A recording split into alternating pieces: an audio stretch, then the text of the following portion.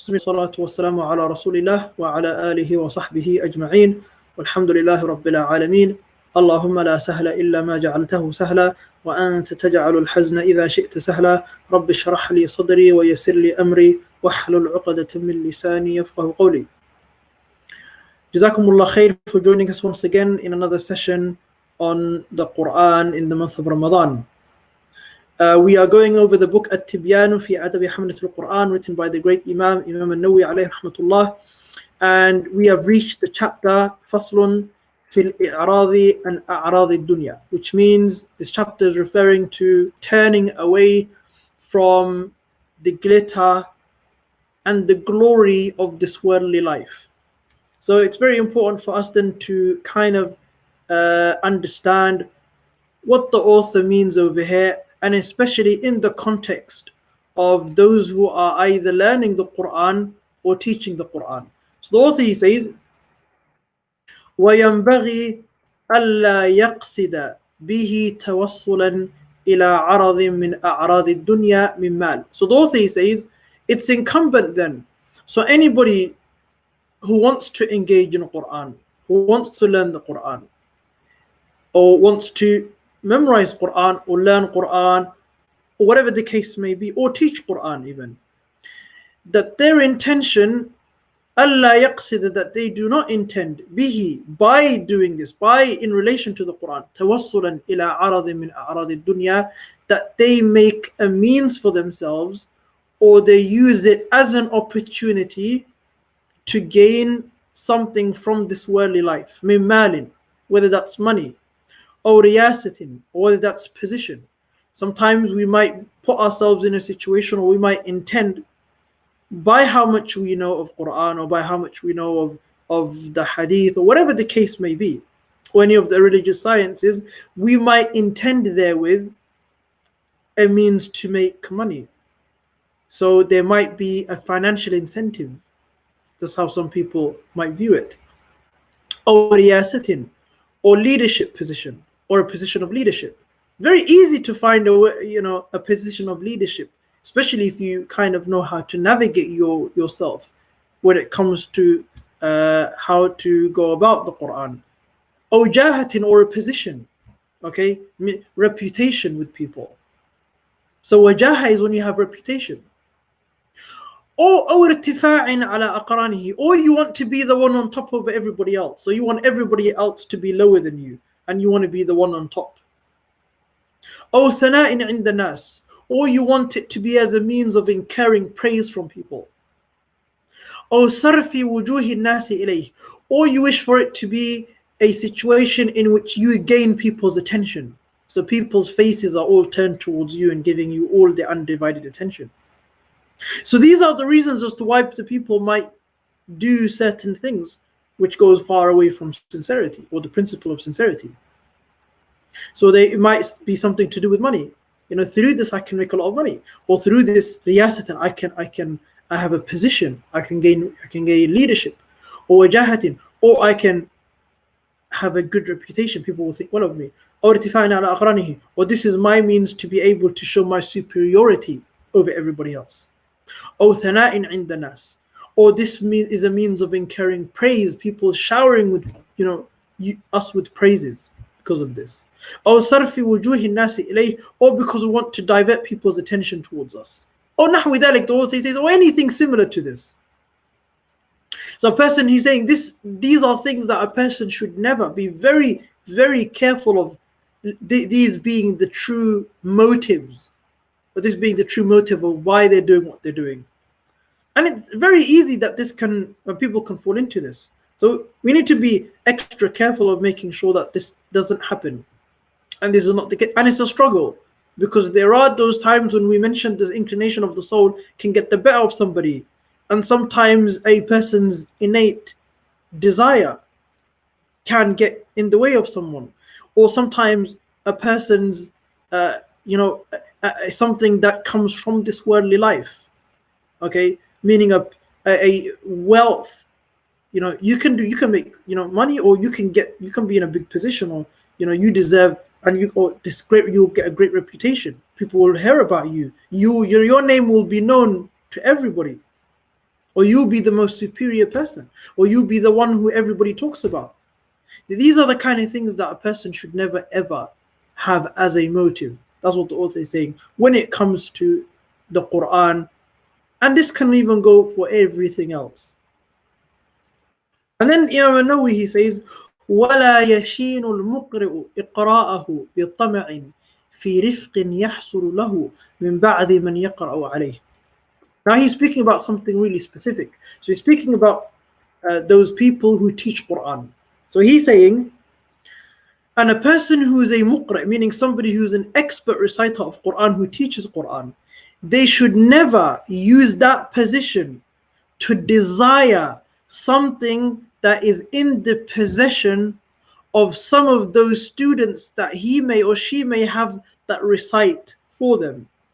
So simply because you're in a position of being a teacher, just because you may look at somebody and you understand that this person, who's reciting Quran to me, they have something that I really desire. Maybe by allowing myself to allow this person to recite Quran to me, and by giving them extra preferential treatment, I may get something from them also. That's something that's sometimes really, really, really very, we don't really recognize it. It's very subtle. So it's something that a person should be very wary of. The author says, سواء كان الرفق مالا, whether that desire or whether that thing that they possess of desire, malan is wealth, or khidmatan, or type of service, وإن قل, even if it's small, do this for me, you give them an extra level of professional treatment, or you allow them to recite Quran simply because of the fact that you desire, they have something, you want them to do something for you, they can do something for you. That shouldn't be the intention. Though then he says, وَلَوْ عَلَى صُورَةِ الْهَدِيَّةِ الَّتِي لَوْلَا قِرَاءَتُهُ عَلَيْهِ لَمَا أَهْدَهَا إِلَيْهِ. Even if it's in the circumstance of a gift that's given to this person, and had it not been for the fact that this person is a teacher and they are listening and they are allowing this student to recite to them, had it not been for that fact, they wouldn't have been given that gift, even if it's something as subtle as that. And then he quotes, Nawawi quotes the verse in Quran, and he says, قال الله تعالى, Allah subhanahu wa ta'ala, he says, وَمَنْ كَانَ يُرِيدُ حَرْثَ الدُّنْيَا نُؤْتِهِ مِنْهَا وَمَا لَهُ فِي الْآخِرَةِ مِنْ نَصِيبٍ. And whomsoever wishes from harth ad-dunya, they wish for some of the harvest that this worldly life produces, نُؤْتِهِ مِنْهَا, will give this person some of it. So you gain something from the ultimate or the intended desire. A person may gain something from it. But if they gain something from it, Allah subhanahu wa ta'ala continues, وَمَا لَهُ فِي الْآخِرَةِ مِن نَصِيبٍ. But in the afterlife, they have no portion. So there's no portion for this person in the afterlife. Why? Because everything that they did was in order to exact a tribute in this worldly life, whether it was money or a service or whatever the case may be, and they got what they desired. وَمَنْ كَانَ يُرِيدُ حَرْثَ الدُّنْيَا نُؤْتِهِ مِنْهَا. And the person who desires that which the produce of this worldly life, نُؤْتِهِ مِنْهَا, we will give them some of it. But وَمَا لَهُ فِي الْآخِرَةِ مِن نَصِيبٍ.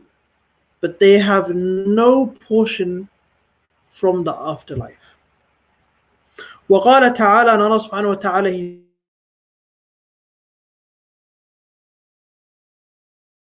says, so it's quoting another verse from the Quran, من كان يريد له عجلنا له فيها ما نشاء لمن نريد. Whosoever yuridu, who desires and wants, al-ajila is anything that originates from this worldly life, and it has nothing to with, and there's no intention, no sincerity in it. There's no sincerity involved in it. So it could be money or anything else. If that's what their primary desire is, Allah subhanahu wa ta'ala, we will give them what they want. We will rush to give them what they desire. Ma nasha, that which we desire. So Allah subhanahu wa ta'ala, even He desires what they gain from it. So even the people who want from this worldly life, and everything that they do is from this worldly life, they will receive something. The amount, the quantity is ma nasha, is all which from is the amount that Allah desires. And even then Allah says, liman nurid, to those amongst them who we want to give it to. So there might be people who don't gain anything from being insincere. Imagine, there might be people who gain absolutely nothing from their insincerity. And that's really a shame, because they don't get anything from this worldly life, and they might not get any, and they will not get anything from the afterlife. So it's a serious issue and a serious problem. So then if that's the case, we need to be extra vigilant, extra careful when it comes to the issue of sincerity. It's not something which is a minor. It's not something which is insignificant. It's not something which is trivial. It's something which is very, very, very serious. And it ties down to a person, and it relates directly to a person's experiences in the afterlife. If a person is not sincere, it will put them in peril in the day of judgment. So we need to be extra vigilant and extra careful.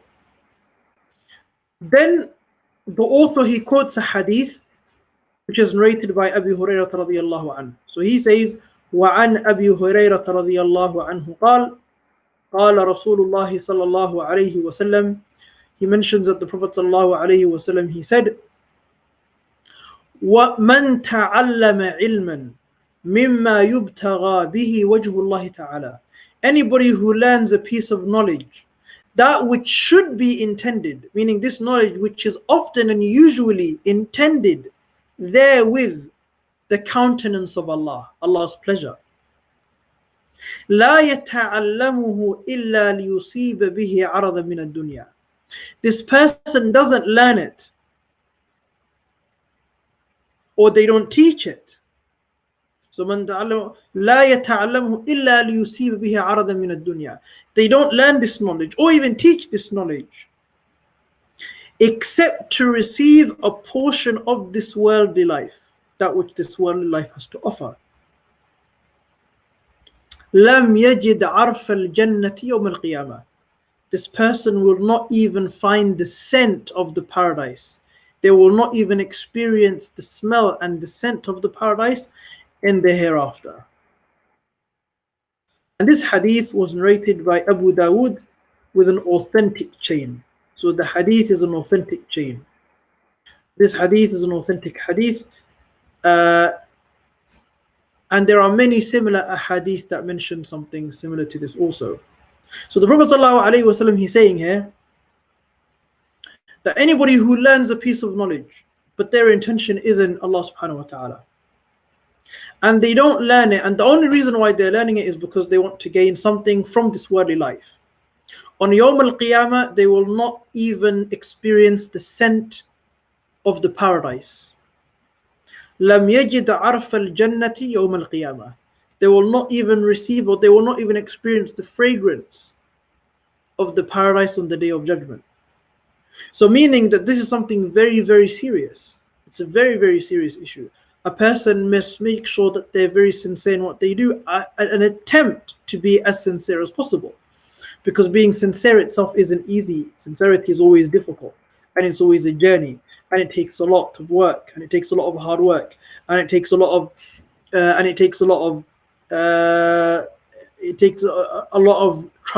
trial and error. It can be a lifetime for many. But so long as a person's attempting, so long as a person is trying, if you are trying, that's a sign of sincerity in of itself. So that's the point.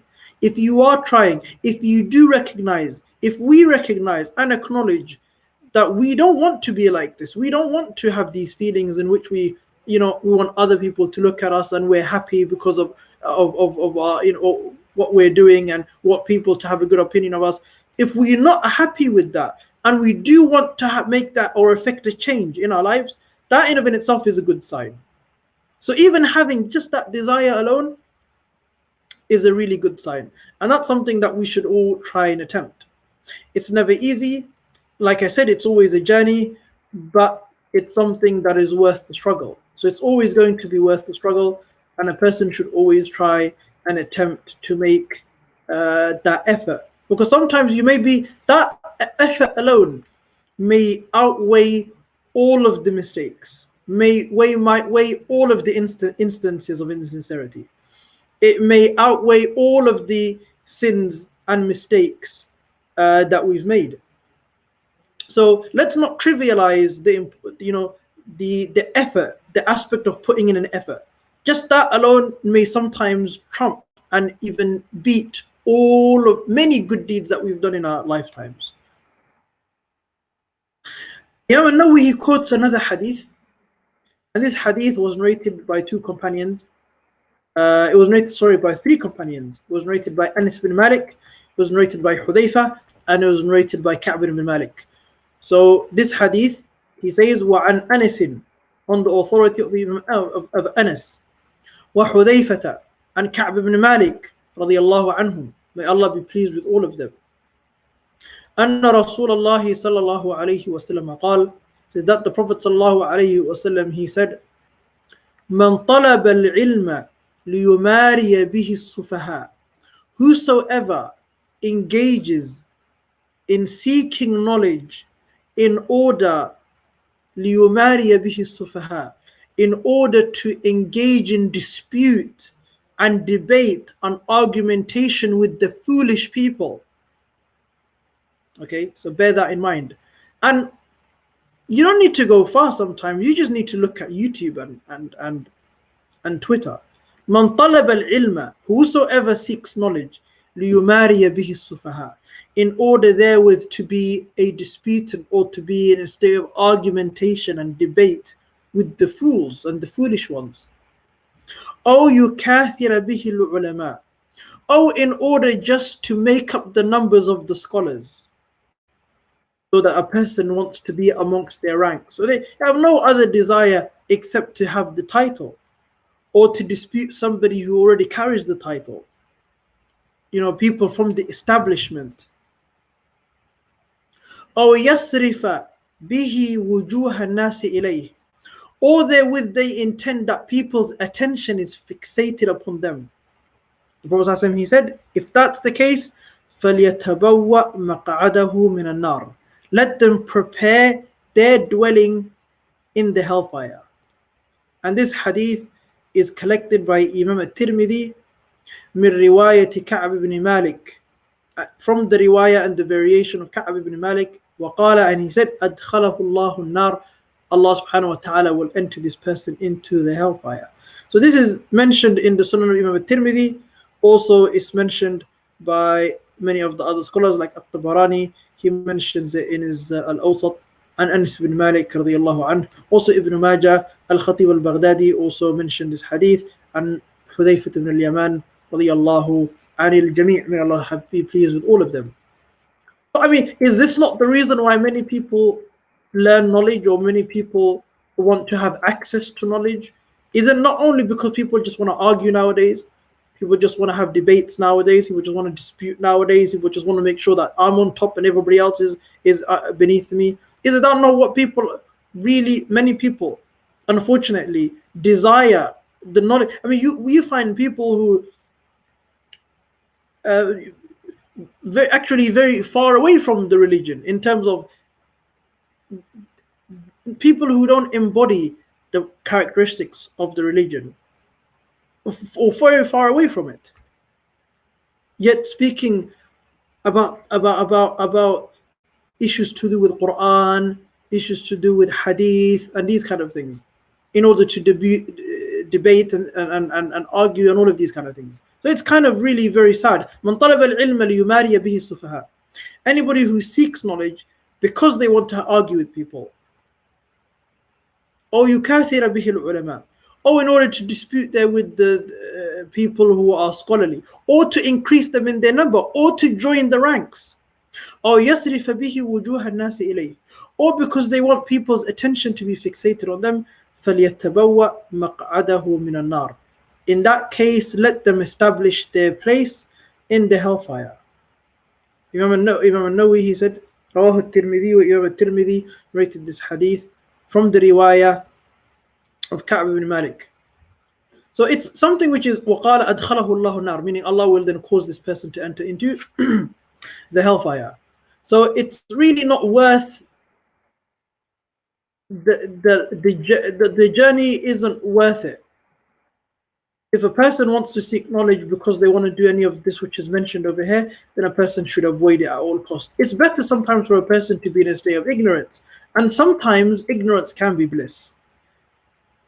If a person does not know how to handle, and if a person isn't given the correct way of learning, because alongside learning there needs to be a process of managing and regulating the inclination of the soul. When Islamic spirituality becomes something which is irrelevant, then it's not really very surprising anymore to kind of see people who kind of go very much to immerse themselves into the dunya or into this worldly life. So something which is very, very prevalent, and it's something which exists, and it's something that really should be avoided. And ultimately, all success comes from Allah subhanahu wa ta'ala. The author then he goes into another section of the book, في محظورات نية التعليم. And he's talking about here in this section some of the things that should be avoided when it comes to, or intentions relating to at-ta'lim, or teaching or educating, meaning the Quran or teaching the Quran.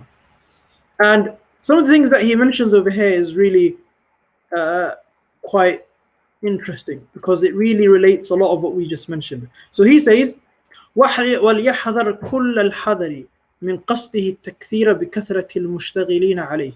He says, let a person be very aware, anybody who wants to teach the Quran, let them be very, very, very careful from having their intention to be increasing the number of people who come to them. If that's the only, I want many people to come to me. I want to be the number one person, who's recognized as the best, scholar or student of knowledge or Quran reciter, or whatever the case may be. I want to be the best out of all of them.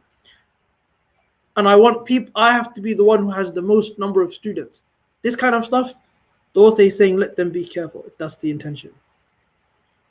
وَالْمُخْتَلِفِينَ إِلَيْهِ. مُخْتَلِفِينَ إِلَيْهِ is referring to people who turn away from others and come to them. وَلْيَحْذَرْ مِنْ كَرَاهِيَةِ قِرَاءَةِ أَصْحَابِهِ عَلَى غَيْرِهِ مِمَّنْ يُنْتَفَعُ بِهِ.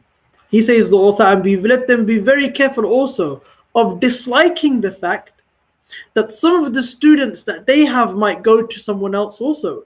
This is really deep psychological stuff. I mean, sometimes people can feel it, and sometimes it can be exacerbated by many of our insecurities. So a person may, what's wrong with me?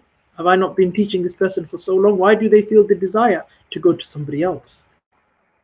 So any person who wants to become a teacher, and it's not just for Quran, this is anything, when it comes to any type of knowledge, a person shouldn't be offended simply because of the fact that somebody that they took care of or they taught a lot to might desire to go to somebody else. That's just part of that's fine. And aslan, and the whole point is that we're supposed to be sincere.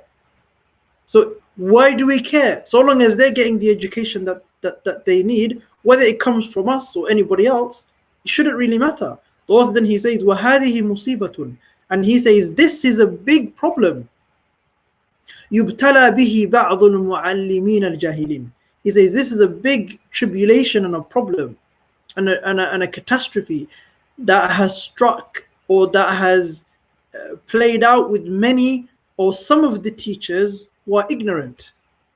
And then he says, وَهِيَ دَلَالَةٌ بَيِّنَةٌ مِنْ صَاحِبِهَا عَلَى سُوءِ نِيَّتِهِ وَفَسَادِ طَوِيَّتِهِ. He says, and this is a clear indication that this person does not have a good intention. It shows that this person has a corrupt intention and a corrupt inward reality.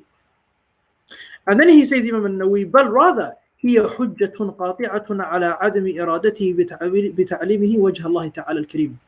He says, but what it does show clearly, without any ambiguity, is that this person does not have an intention or did not have an intention. In virtue or in relation to their teaching, they did not intend there with Allah subhanahu wa ta'ala's countenance and his generous and Allah subhanahu wa ta'ala generous innate being. فإنه لو أراد الله تعالى بتعليمه, because if the author, he says, because if he truly or she truly did desire Allah's countenance in his favor by teaching, لما كره ذلك, they would not have disliked this fact or this issue. Meaning you have somebody and they want to go to somebody else. Then he would, بل قال لنفسه, Imam Nawawi says, rather they would say to themselves, أنا أردت الطاعة بتعليمه. All I wanted was to do an act or carry out an act of obedience to Allah by educating this person. And it's happened and I did what I intended. وهو قصد بقراءته على غير زيادة علم. And this person intended there with their qira'ah or their learning or their education, when they went to somebody else, they wanted to increase their knowledge. And that's what happened, and that should have been the motive in the first place. فَلَا عَتَبَ عَلَيْهِ. So there's no blame on this student for doing that. Very interesting choice of words by Imam Nawawi in this section. And really the reason why that is because it kind of shows us sometimes our deeper, it kind of opens a gateway, it kind of like opens a way in which we could kind of inspect. And the way he's written it down is so precise that we can kind of understand exactly what he's speaking about. And it's really a reality. It really is a reality. So it's something that needs working on. So ultimately, why are we doing anything? It kind of gives us, and it kind of we always need to go back to the point of why we're doing anything. For what reason are we doing anything? If it's not for the sake of Allah, then why are we doing it? So we need to always be very, very careful.